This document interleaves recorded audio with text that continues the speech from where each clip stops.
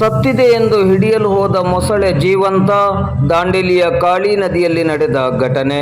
ಮೊಸಳೆಯೊಂದು ಸತ್ತು ಹೋಗಿದೆ ಎಂದು ತಿಳಿದು ಅರಣ್ಯ ಇಲಾಖೆಯ ಸಿಬ್ಬಂದಿಗಳು ಹಿಡಿಯಲು ಹೋಗಿದ್ದ ಸಂದರ್ಭದಲ್ಲಿ ಅದನ್ನು ಹಿಡಿಯುತ್ತಿದ್ದಂತೆಯೇ ಜೀವಂತವಿರುವುದು ದೃಢವಾಗಿರುವ ಘಟನೆ ದಾಂಡೇಲಿ ನಗರದ ಕುಳಗಿ ಸೇತುವೆಯ ಕೆಳಗಡೆ ಕಾಳಿ ನದಿಯಲ್ಲಿ ಇಂದು ಗುರುವಾರ ಬೆಳಗ್ಗೆ 10:30 ಗಂಟೆಗೆ ನಡೆದಿದೆ.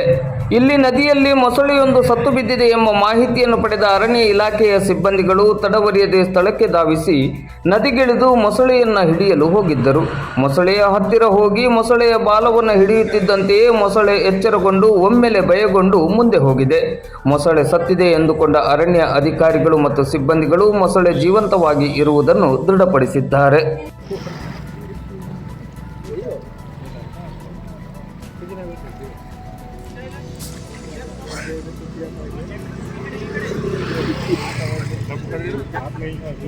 जाने में भी छोटा है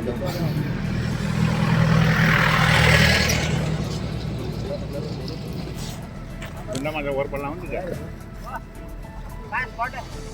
आगे आगे और आगे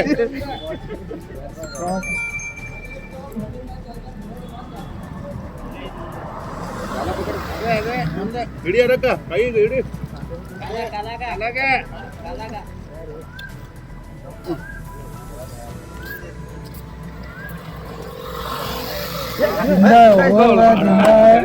मरी मरी करको बोलना